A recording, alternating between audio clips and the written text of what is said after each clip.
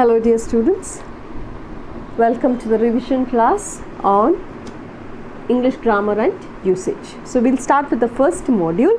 We had already completed or we have covered all these portions, but before the text was let out, so we'll continue with the same, but it will be a revision class. So we start with the first chapter of module 1, that is form class and function class words. We discussed what form class words and function class words are. Form class words are otherwise referred to as the content words. Okay, form class words are otherwise referred to as what? Content words. Function class words are referred to as the structure words. Clear?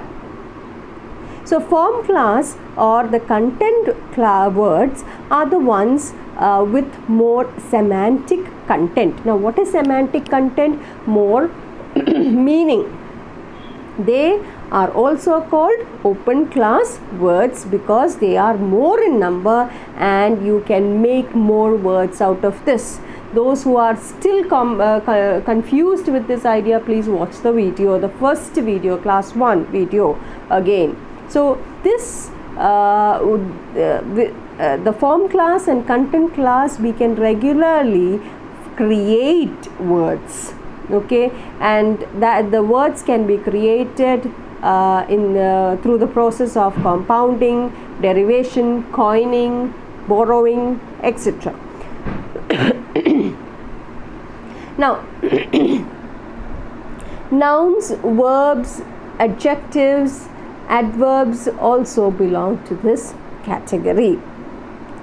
Alright, so you have nouns, you have verbs, you have adjectives, and you have adverbs. But wait, we do have some exceptions here also. In nouns or as well, you will have to divide the nouns also into form class and function class. That we are going to get into that.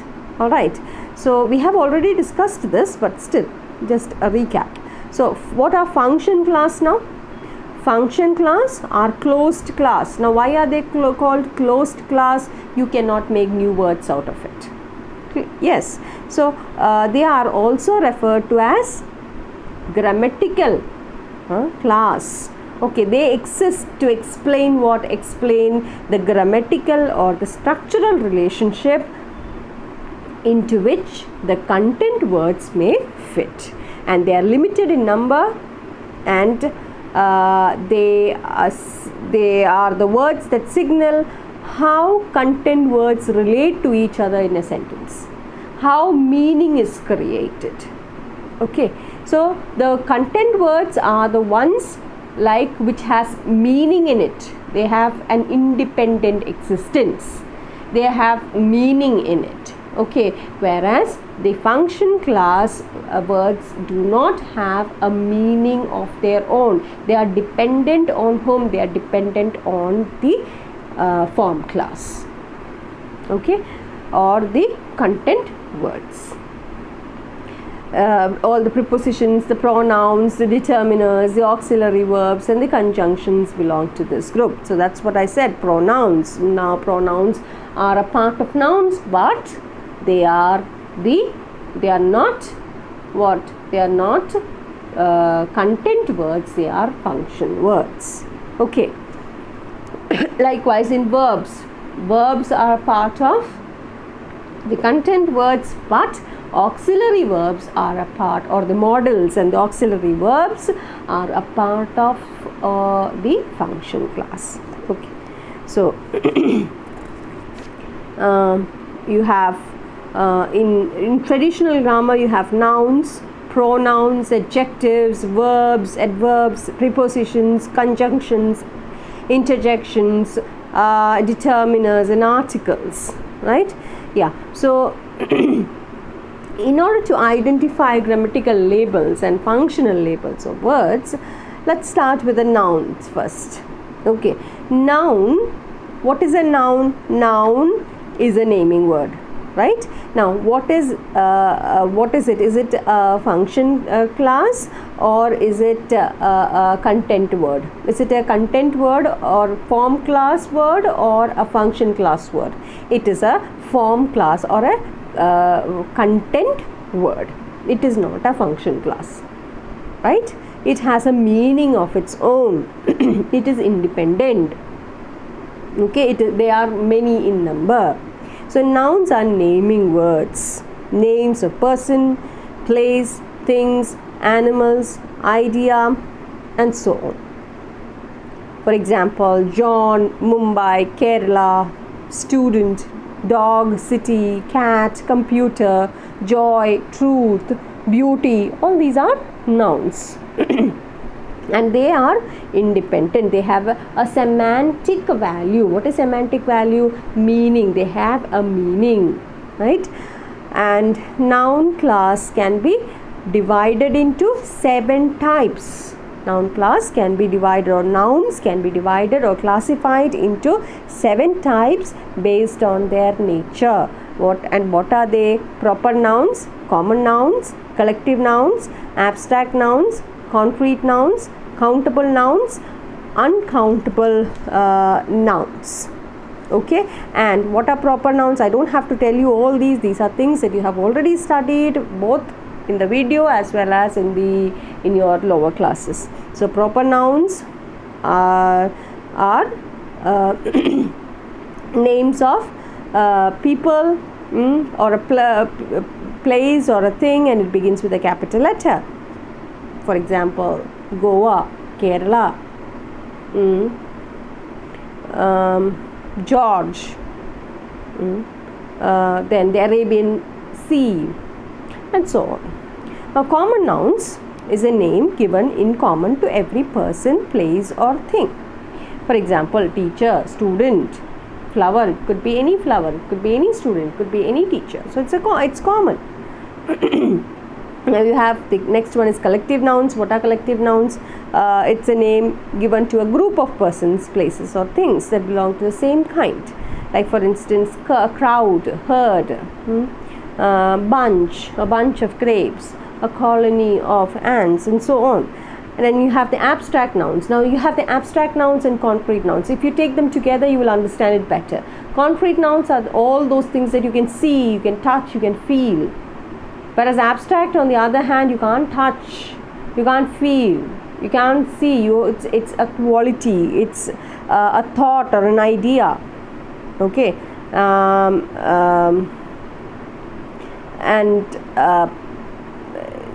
it is for example, bravery. You can't see bravery, right? It's an idea, it's a thought, it's a quality. Honesty, death, childhood, truth, sorrow, etc. are abstract. You can't see or touch. Now, whereas concrete, on the other hand, they are physical, they are material. They are also called material nouns, and they denote the matter or substance of which things are made of. For example, gold, clay, plastic, bricks, and so on. You can touch, you can feel. Okay, they are concrete nouns. Now you have the countable and the uncountable nouns. Countable nouns are the ones that you can count, such as, especially the concrete nouns are things that you can actually, the ones, many of which, not all again, which you can say it can be counted, not everything. Okay, so you have the common nouns such as tables, boys, buildings. All these things can be you can count them, so they can be made into the plural and you can count them. Whereas things like water, grains of sand, though they are also concrete, you cannot touch them. You cannot you cannot count them, and they are usually measured in mass or quantity. Example, water, rice, furniture, etc. Now next one is pronouns. So what are pronouns? Pronouns become a part of the function class, right? Function class, because function clause is one that substitutes noun.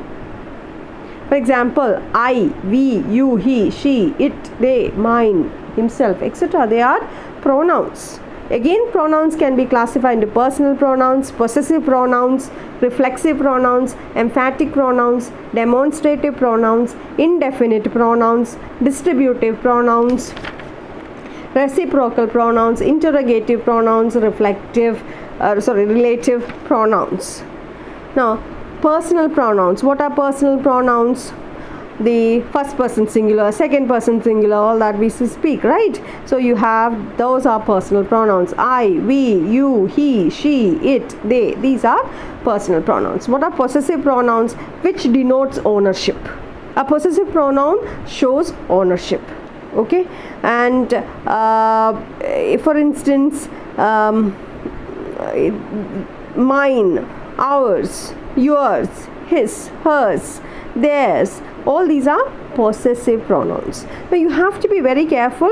There is a difference between possessive adjectives and possessive pronouns. Possessive adjective is an adjective that is used to show ownership. It comes before a noun in the sentence and let us know to whom the noun belongs. Possessive pronouns, on the other hand, are used to replace the nouns, whereas possessive adjectives are used to describe the nouns. Okay, for example, that is his bag, that is your bag. Now what is that? His bag, your bag, my bag. This one shows possessive adjective, his bag. His describes whose bag it is, his bag. So next to it you have bag, or you have the noun coming to it, so it is possessive adjective. Whereas when you have that bag is his, that is mine, that is yours, that bag is yours, shows possessive pronouns. Look at the difference. So in a possessive pronoun, it is used to replace the noun. That bag is his, that bag belongs to Rohan. Okay, instead of saying Rohan, you are using that bag is his. Clear? So there you are replacing the noun. Okay, whereas in adjectives you are describing the noun. Okay, or that bag is his, to whom it belongs, or it belongs to Rohan, or that is his bag. Okay, so that is his bag is possessive adjective, whereas that bag is his is possessive pronoun. You should be careful there. Reflexive pronouns. Now what are reflexive pronouns? Reflexive pronouns returns the action of the verb. It is all about the verb. Okay, for example, myself, ourselves, yourself, yourselves, himself, herself, itself, and themselves. They are reflexive pronouns. They found themselves in great danger. He kept the keys himself. The children did their homework themselves. Okay, they are reflexive pronouns. They return the action of the verb to the subject itself. Okay, they found themselves in great danger. They found themselves. They, themselves. He, himself. The children, themselves. So it returns the action of the verb to the subject itself. Okay, the children did their homework themselves. The children did their homework. It returns to whom? It returns the action to the verb of the verb to the subject itself. Okay. Then you have the emphatic pronoun. Emphatic pronoun is used to emphasize the noun or pronoun, and they stand for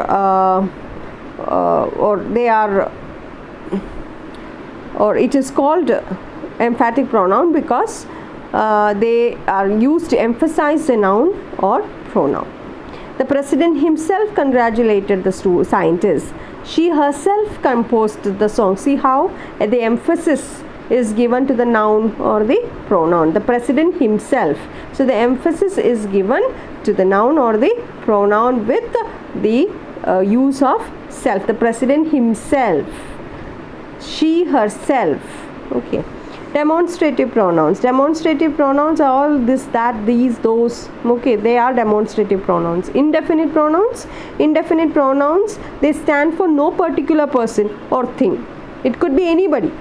They do not indicate any exact object or being or place to which they refer. For example, somebody, anybody, something, anything, no one, another, few, some, other, etc. They are all indefinite pronouns. Next you have distributive pronouns. Distributive pronouns are the type of pronouns where you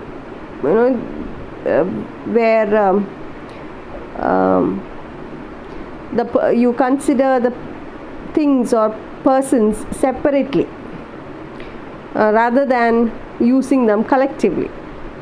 For example, each student has to fill the application form. So instead of using it collectively, they are using it to consider persons or things separately than collectively. Each student has to fill the application form. Everything is under control. Everyone likes to be appreciated.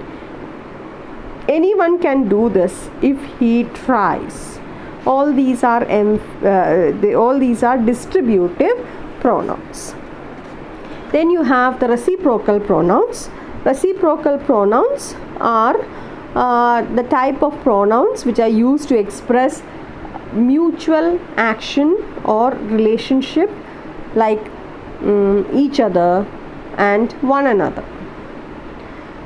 Say they understand each other very well. They helped one another in difficult times. So they are reciprocal pronouns, which are the pronouns that are used to express mutual action or relationship. Then interrogative pronouns, questions. It's all about questions. Who, whose, whom, what, which. All these are questions. Then relative pronouns. Relative pronouns, they are used to refer to nouns mentioned previously, whether they are people, place, things, animals or ideas. They can be used to join two sentences. For example, the boy who won the game is my neighbor. So two sentences. The boy won the game. He is my neighbor. We can join them together using the relative pronoun. The boy who won the game is my neighbor. The work which has been allotted to me is complete. The work has been allotted to me. It is complete. The work which has been allotted to me is complete. The celebrations that lasted for 2 days ended with a feast. The celebrations that, the boy whose, the girl who. But just remember, that is normally used for non-living things. We don't use that for living things. Okay, that's the only thing that you have to remember. Now, let's come to the exercises.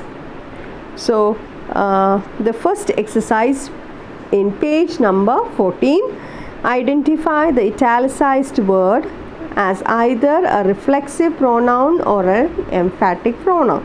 What is the first one? She cooks her food all by herself. She cooks her food all by herself. What is that? Herself. That is the italicized one. She cooks her food all by herself. It is a reflexive pronoun. Now, why is it a reflexive pronoun? You have the action of the verb returns back to the subject itself, right? Myself, ourselves, yourselves, right? So she cooks her food all by herself. She is the subject here. It returns back to the subject itself. Okay, the verb cooks. So she, who cooks the food? She cooks the food herself. So it is a reflexive pronoun. I myself will take you there. What is that? I myself will take you there. What is that? the emphasis, it's an emphatic pronoun. I myself will take you there.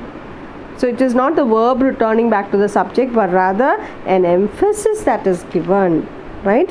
When the so it emphasizes the nouns or the pronoun they stand for. That is why it is called emphatic pronoun.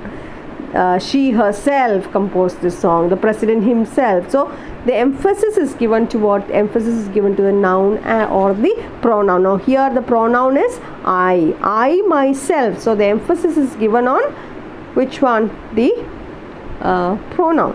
So I myself will take you there.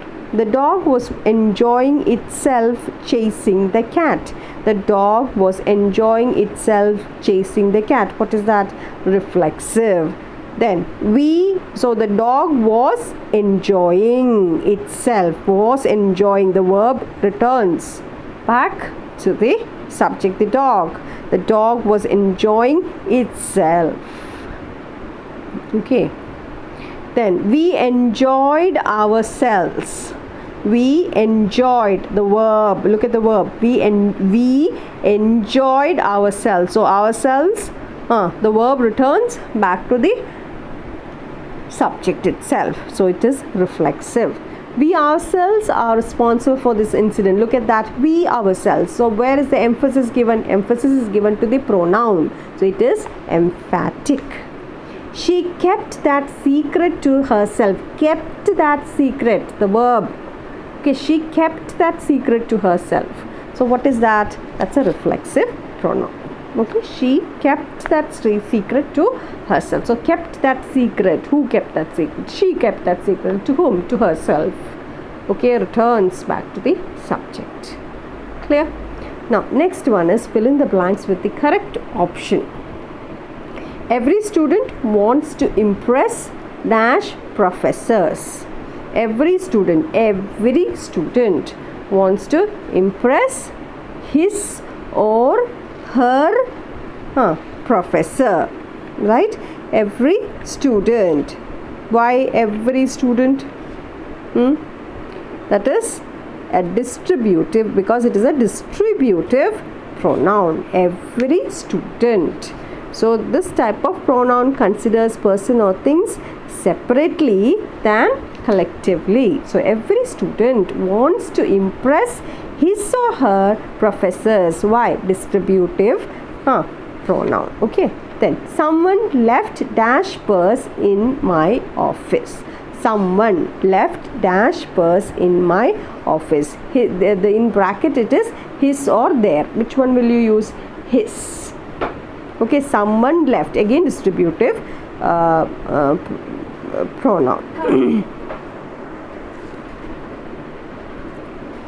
Everyone on the panel signed dash names. Their names or his name? Which one would you use? Everyone on the panel signed dash name. Their name or his name? Everyone on the panel signed his name. Okay. Everyone on the panel signed his name, or his or her name, whichever you want you can use. Here it is his only is given to you, so it can be his. If it is her, her. Okay, so it's not their name. Everyone on the panel signed his or her name. I got the book, but dash cover had been torn. I got the book, but dash cover had been torn. Now what's given in the bracket? It's with an apostrophe s and it's without the apostrophe s. Which is the possessive pronoun here? The one without the apostrophe s is the possessive pronoun here, right? With the apostrophe, what is this? It's with apostrophe, with an apostrophe on top of s. What is that? It is it plus is. It becomes verb contraction. It is the short form of it is. So that's not what we would use here. I got the book, but dash cover had been torn. It is possessive pronoun that you would write here. Its cover. Okay. Is the pen question mark, and in brackets you have hers, HERS, comma, and HER apostrophe S. So obviously you know, you don't have to think too much, it is HERS, no apostrophes. Okay, hers. Is the pen hers? Okay. Then next one, Sam dash car was parked outside, caught fire. So here you will use the relative pronoun, and the confusion would be in how they have given you the bracket that they have given you. They have given you WHO apostrophe S and WHOSE. Which one would you use? WHOSE, whose. That is the relative pronoun that you would use here, not WHO apostrophe S. That is incorrect. So next, the third exercise is choose the correct option. My sister is heavier than me or I. Now this is a tricky one because the grammarians have themselves been debating over this for quite some time, say years. Well, the trick is it's easier to study it this way. There is a very simple rule to this. Simple rules are the ones that we all like, right? So I'll tell you the simple rule, simplest form.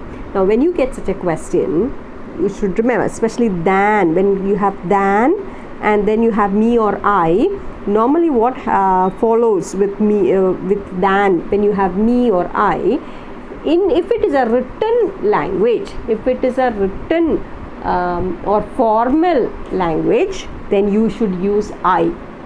Now here it is an examination, right? You're writing your university exam, and therefore it is a formal or written language, and therefore my sister is heavier than I.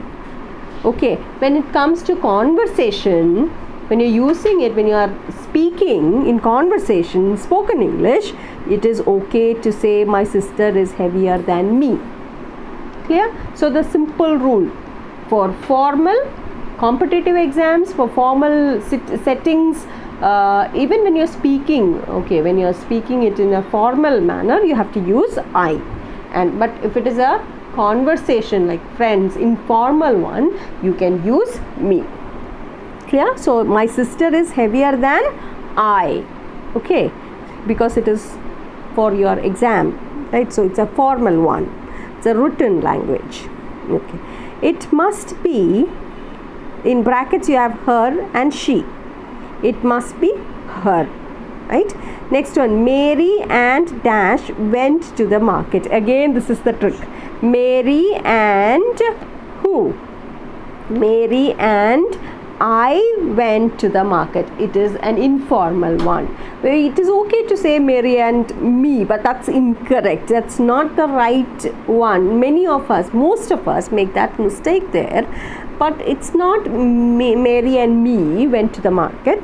That's incorrect way of saying. Though again, in conversation, in spoken English, especially in informal settings, it's okay to say so, but that is incorrect. You should say Mary and I went to the market. Okay. Is it true that dash has come? Is it true that dash has come? Is it, in brackets you have he or him? He, right? Is it true that he has come? Not is it true that him has come, right? So who is at the door? It is dash I or me. Who is at the door? And then you have a question mark, and it is I or me. Which one would you use? In brackets you have I or me. Which one would you use? Is it it is me. Okay, not it is I, it is me. Okay. Rita isn't so fast as he, not whom. Not him. Rita isn't fast as he. Okay, it is not Rita isn't so fast as him. Okay, Rita isn't so fast as he. Again, it's an informal setting. Again the formal setting. It was dash who showed us the way. It was they who showed us the way. It was they who showed us the way. So you will have a confusion on the sixth one. Rita isn't so fast as he or him. Now that's where you have to be a little attentive, because in formal it is to do with the formal and the informal language. Okay, Rita isn't so fast as he, not him. Okay. My sister is heavier than I, not my sister is heavier than me. Now the last one, exercise 4. Now exercise 4, you are supposed to do it on your own. The fourth exercise. Okay, correct the mistakes in the use of pronouns in the following sentences. That will take up in the discussion session. Page number 15, exercise 4. Now next we have adjectives. Again, adjectives we can classify them into form class or content class, and which one? The function class. Adjectives, that is the 6 kinds of adjectives, belong to the form class or the content class, whereas you have the function class. In the function class you have which one? Auxiliary verbs or the models or verb auxiliaries or the auxiliary verbs. They form the function class. So there are 6 kinds of adjectives. You have adjectives of quality, that is descriptive adjectives. You have then you have the adjectives of quantity, then you have demonstrative adjectives, distributive adjectives, interrogative adjectives. So that's with adjectives. Now adjectives of quality or descriptive adjectives. Now for example, it shows quality. Tom is a good teacher. The sky is cloudy. The weak old lady had a frightened look. They are descriptions. Okay, they show a quality or a description. They describe something. The Indian embassy is closed today. The Indian embassy. Which embassy? Indian embassy. It describes. So there are participle adjectives that consist of the present and the past participle of verbs also. For example, the baby has a smiling face.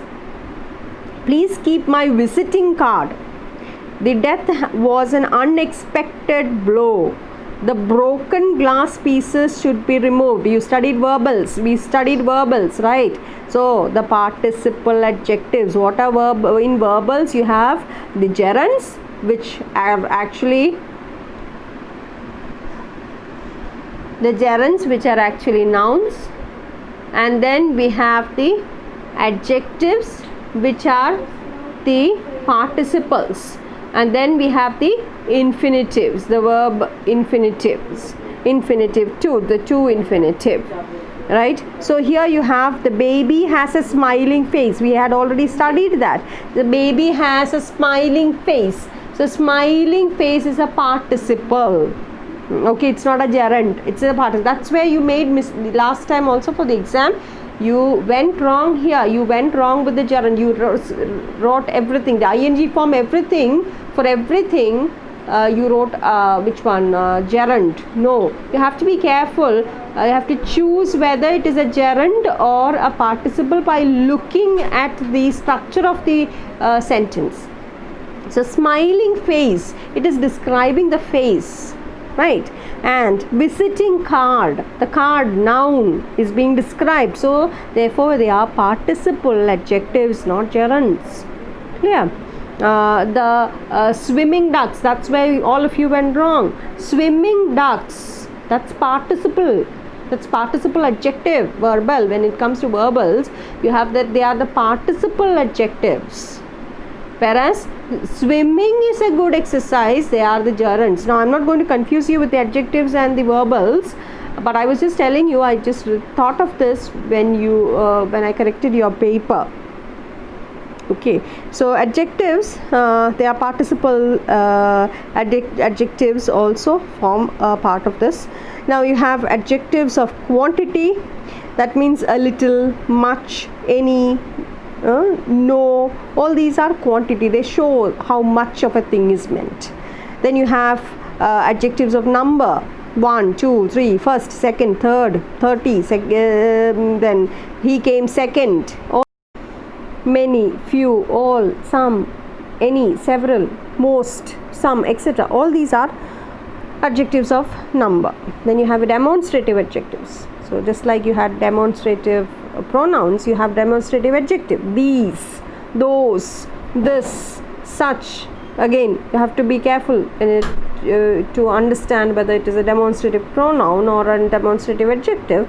These clothes need to be washed. See, these are coming along with clothes. So it describes the clothes.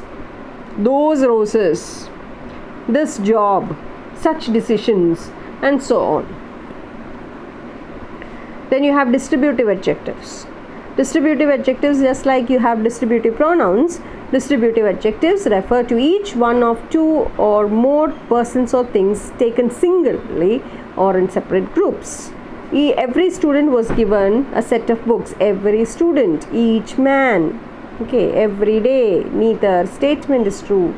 All these are distributive adjectives. Interrogative adjectives, whose book is this? Which book should we read? What job do you want? And so on. Then you have determiners. This, that, all the articles. And, a, and, every. Then you have every, each, either, neither, these, those. All these are determiners. Okay, then you have the verb. So I'm not going to go deep again. Verb, you have the content words, and then the main verbs are always the content words, and the auxiliaries form the function class. Okay, the auxiliaries themselves can be classified into primary auxiliaries, modal auxiliaries, and semi-modal auxiliaries.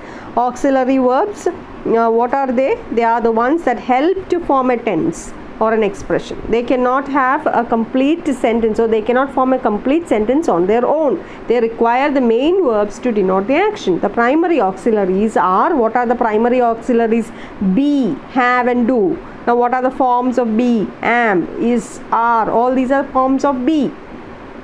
Okay, and then you have and do. Okay, so these three verbs are the ones that change. They are the ones, the primary auxiliaries. Then you have the modals and the semi-modals that are used. Modals and semi-modals are can, could, will, would.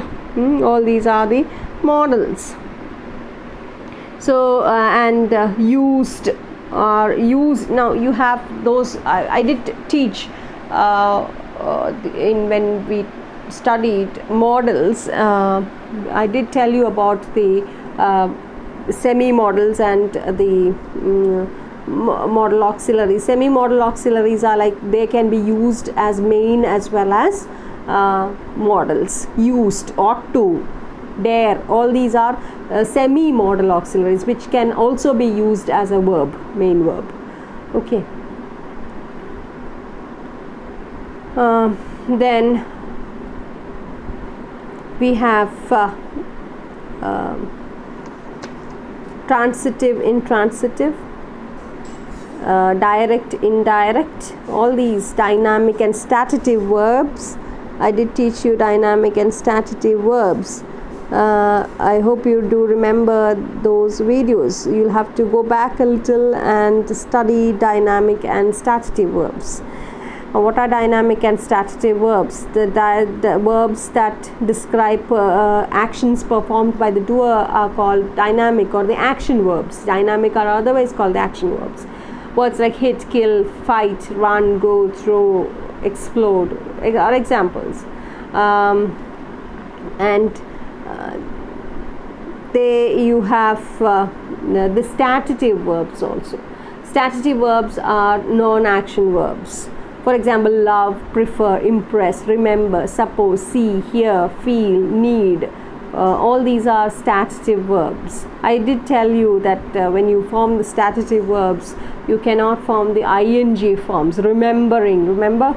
I did tell you that there is no word, and you can't use remembering. Liking, all these things cannot be used in stative verbs.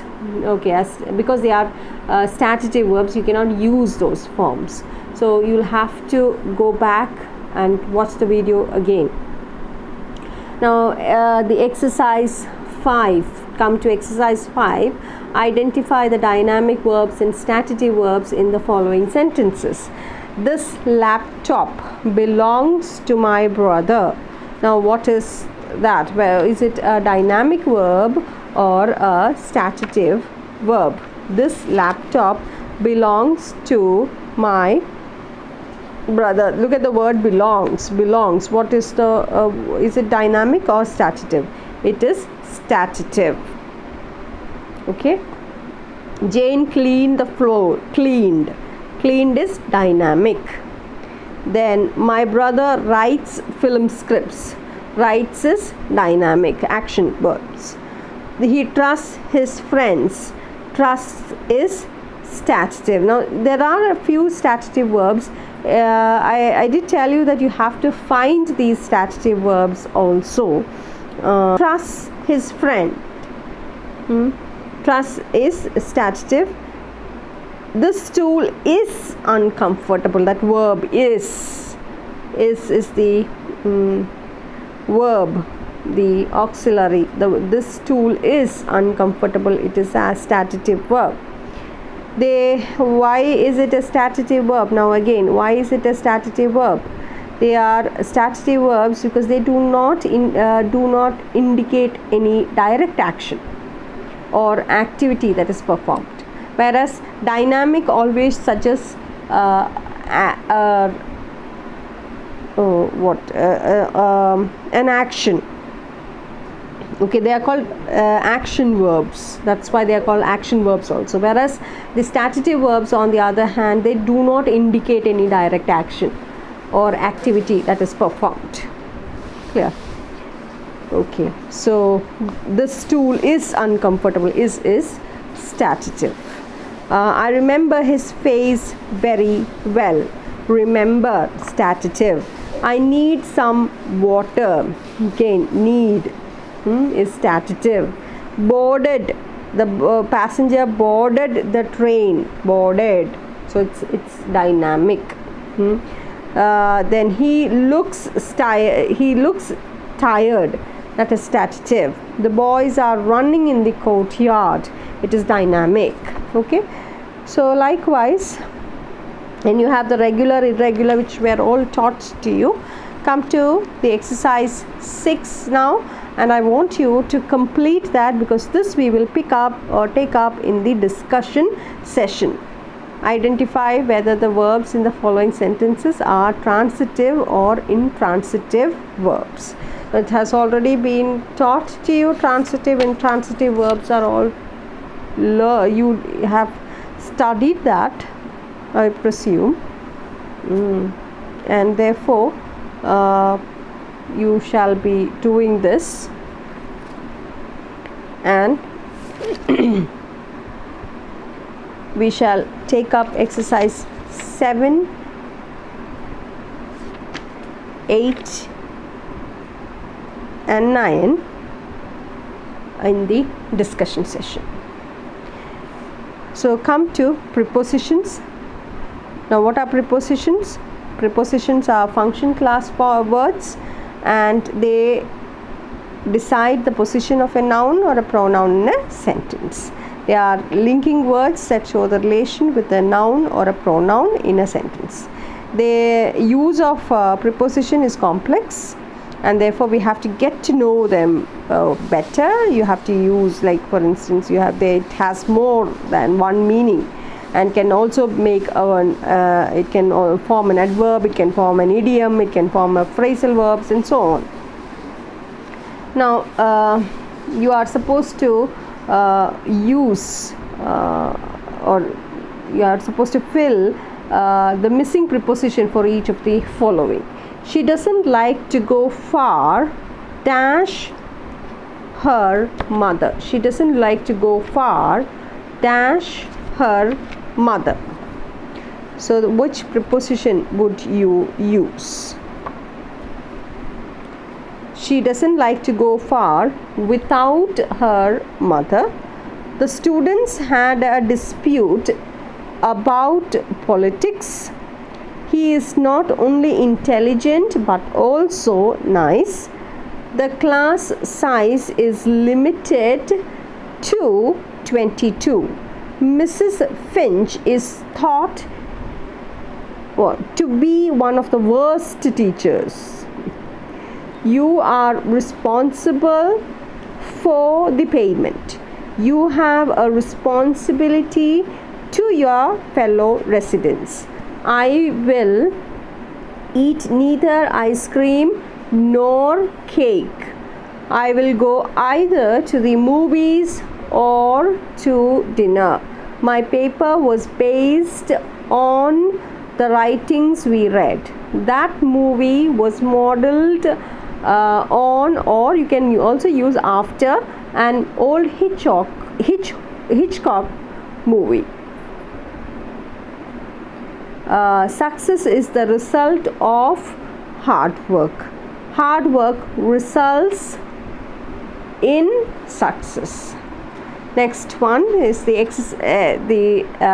11th exercise. Do you believe in ghosts? George is engaged to my cousin. Mr. Raju substituted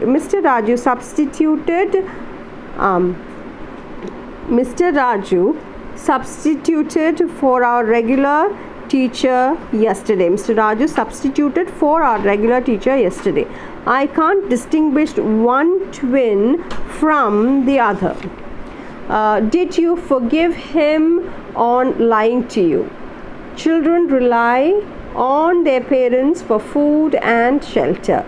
She wore sunglasses to protect her eyes from the sun. Chinu excels in studies. Jayant contributed his ideas to the discussion.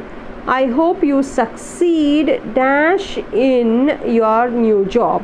I am very fond of their children. Right? So, the 12th exercise will pick up in the discussion class. Okay, so we'll stop here. Thank you and have a nice day.